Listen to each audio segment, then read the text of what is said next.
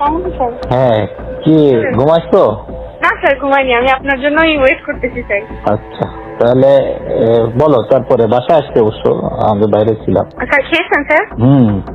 Sir কথা তো বলবো স্যার, ভয় লাগতেছে কথা বলতে। বলো, অসুবিধা নেই। স্যার ওই যে আমাদের আমি স্যার এটা টোটালি হ্যান্ডেলিং আমি করি না, প্রথম থেকে আমি করি না, আমি যা করাই উপর উপর করাই। এখন ওই যে আমাদের আপনি চিনবেন, আমাদের যশোরে ছিলেন না স্যার, 26 ছিল, এখন কুষ্টিয়া ডিবিতে আসছে স্যার।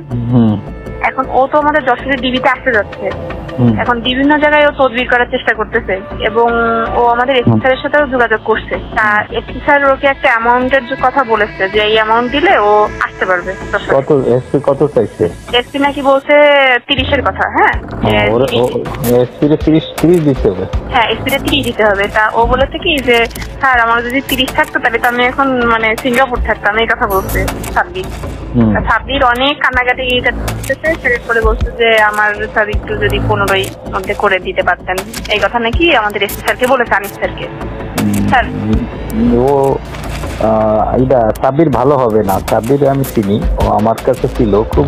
না, সাব্বির এটা কিন্তু উনাই ডাইরেক্টলি কিন্তু এসপি স্যারের সাথে কথা বলেনি, এটা একজনের মাধ্যম দিয়ে বলানো হয়েছে। সে আবার আমার চাচা হয়, বুঝছেন। তার সাথে আবার আমাদের আনিস স্যারের সম্পর্ক ভালো। তা সে বলছে কি যে ভাই আপনি তাহলে একটু যদি আনিস স্যারের সাথে কথা বলে দেখেন যে আমার যদি আনতে পারে তাহলে কেমন কি হয়। তা তখন সে না, ঠিক আছে।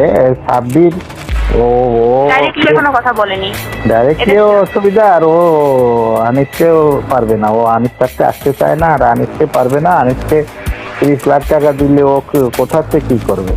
আরো তো জায়গা আছে, তাই না? এটা তো আশ্বস্ত করছে আনিস স্যার তাকে। আনিস বলছে যে এত দিলেই আসতে পারবে। এত দিলেই আসতে কিভাবে? ডিআইজি পোস্টিং না দিলে তো আসতে পারবে না। হ্যাঁ, এখন তারপরে আমি তো চাচারে বলছি যে আমি মনির স্যারের কথা তো স্যার আপনাকে বলছি যে ওনারটাই রাখবো, আপনাকে আমি কোথাও আমি ছোট হইতে দেব না। একই কথা, এসপি যদি 30 নেয় ডিআইজি নেবে কত? না, এটা তো তার বক্তব্য। এখন ও তো 30-এ রাজি হচ্ছে না, ও বলছে যে আমি যদি ইনফ্যাক্ট ওরে না দেওয়া ভালো ওরে, কারণ ও মানুষের পর্যায়ে পড়ে না, ও খুব দুষ্টু লোক। ও ওই জায়গায় বসে ভালো কামাই করতেছে, ভাগ দেওয়া লাগতেছে না, ও দিয়ে ওর ভালো। এখানে এসে ও এসপিরেও জানাবে না কিছু, পয়সা দিয়ে গেলে ডিআইজিরও জানাবে না, অতএব ও দুষ্টুমি করবে। ও জায়গা যাওয়ার লোক আছে। আচ্ছা, হ্যাঁ, ও তো আসতে চাচ্ছে স্যার। ও হলো মুক্তিযোদ্ধার সন্তান প্লাস আওয়ামী লীগের লোক। আর সাব্বির তো তোফায়েল ভাই আসুক, তোফায়েল দাও, তোফায়েল ভালো ছেলে, প্লাস সাপোর্ট দেওয়া। তোফায়েল আমার সাথে আছে, ওই এসপিরে বলে ওদের করা যাবে। তারপরে কোথায় কারো কি খেলা এনে কেন করবে? তুমি ভালো থাকো, তোমার সাথে কথা বলি। হ্যাঁ, আমার ওই যে আমার ফোনে রিচার্জ নাই, যার কারণে আমার ফোনে যে রিচার্জটা সেটা ভিডিও কল হবে না, অডিও কল হবে। অডিও হবে, ভিডিওটা আর আসবে না। তুমি শুধু আমার বেশি প্রশংসা করছো, তোমার করার সুযোগ দাওনি। তুমি অনেক সুন্দর, তোমার এই ফিগার অনেক সুন্দর। ফিগার নিয়েই পড়ে থাকলে আর কিছু আর বলবে না। হ্যাঁ, না, ফিগার অনেক সুন্দর, চেহারা অনেক সুন্দর, এত বড় টল ফিগার। আমার লম্বা মেয়েদের পছন্দ বেশি। হ্যালো, শুনছি। তুমি অনেক লম্বা না, তারপরে অনেক ভালো লাগছে, মানে অনেক ভালো লাগছে। এবার হবে, ওগুলো তো ছিল।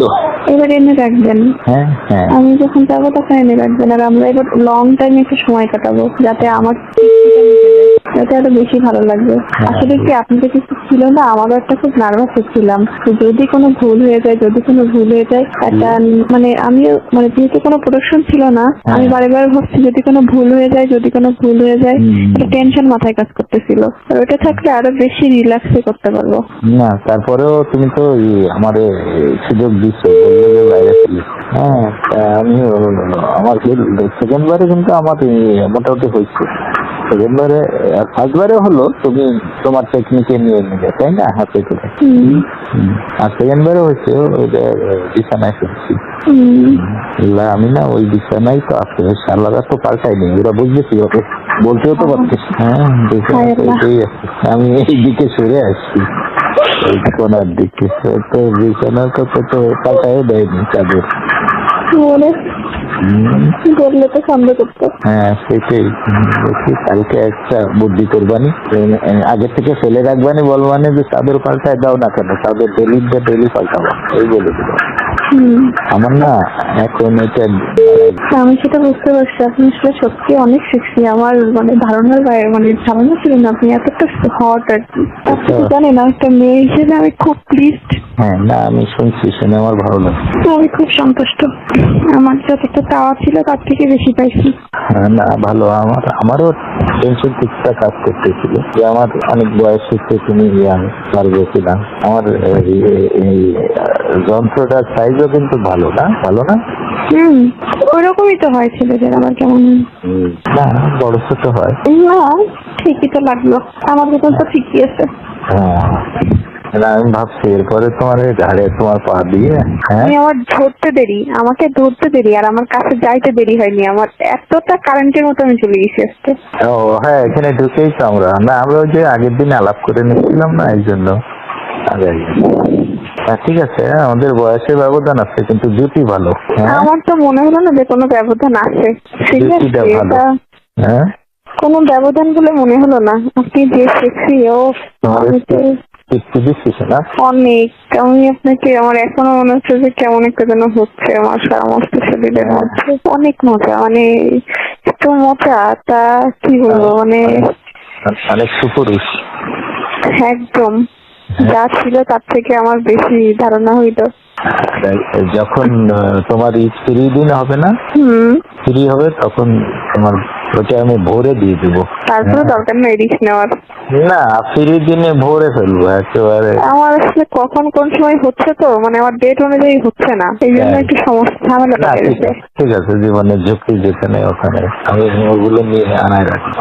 আর যেই কয়দিন অন্তত থাকছেন সেই কয়দিন আমি বেশি বেশি যাবো। আচ্ছা, আমাদের নাই হস করে থাকলো না এটা, কিন্তু আমাদের কি একটা কথাবার্তা হবে না? হ্যাঁ হবে। কেমন আছি, কি করছি, খাইছি কিনা, এমন তো কথা বলতেই পারি, তাই না? আমাকে ভুলে যাবেন না তো? স্বার্থপরের মতো বলে আমার খুব ইচ্ছা তোমার গর্বে আমার একটা বাচ্চা, তাহলে আমি খুব খুশি হবো। কারণ কি জানো? কেন? তোমার হাইট ভালো তো, যদি একটা ছেলে হয় সে প্রায় 6 ফিটের কাছে হবে। তারপরে ওরে ভালো পড়াশোনা করাইলে ভালো হবে না বলো? আর আমি তোমার পাশে লজিস্টিক সাপোর্ট থাকলে তোমার বাচ্চা তো ভালো বড় অনেক সুন্দর হবে। এটা দেখায় সব কিছুতেই তোমার ভালো হবে। আমারও তোমার দিয়ে অনেক হবে। তোমার নাও না একটা বাচ্চা। আমার তো এখনো তো আমি শারীরিকভাবে সুস্থ হতে একটা বছর সময় লাগবে। আগামী তুমি যখন হও তখন আমি তোমার হুমকির মধ্যে ফেলবো কেন? আমার বাচ্চার মা হয়ে যদি তোমারই বাচ্চা তার জন্য তুমি অসুস্থ হও, তাহলে বাচ্চা অসুস্থ থাকতে হবে, মারও তো সুস্থ থাকতে হবে। এখন যেমন তুমি যখন আমার বাচ্চার মা হবা তখন তো বউ আর তোমার ভিতর পার্থক্য কি বল? তোমার পর আমার অনেক মায়া থাকবে না? আমার আপনার সাথে অনেক মায়া জন্মাই গেছে। আমি বোঝাতে পারছি কিনা জানি না। আমি তো একটা মেয়ে, আমার কিন্তু এটা মানে একটা বারের জন্য আমার দ্বিতীয়বার ভাবতে হচ্ছে না যে আমি নিব না। আমি 1 সেকেন্ডে ভাবতে পারতেছি যে আমি নিব, আমি প্রস্তুত। আমার কাছে একটা স্মৃতিটা সারা জীবন থাকবে। আমি আপনাকে সত্যি অনেক ভালোবেসে ফেলছি।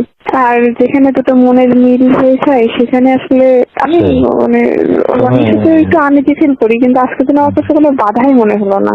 আমি এতটা এক্সাইটেডমেন্টে আমি এসেছি, এতটা আমিও দেখো খুব ফ্রিলি মিশছি। এতটা ফ্রিলি আসলে আমি রনির সাথে কখনো মিশি না। আমি না খুব চিৎকার করি, আমার কিন্তু আপনার বাসায় যে আমি চিৎকার করতে পারি নাই। করো, সেটা ওই আগ্রহ বাড়ে। আমার আগ্রহ বাড়বে। করতে পারেনি, আমার খুব মানে মনে হচ্ছে আমাকে যেন খাঁচায় বন্ধ করে রাখছে। আমি 100% দিলে আপনি আরো আমার হয়তো আমি 50% দিতে পারছি। ওকে, ঘুমাও, সকালে কালকে কথা হবে। Thank you. ওকে, আল্লাহ হাফেজ।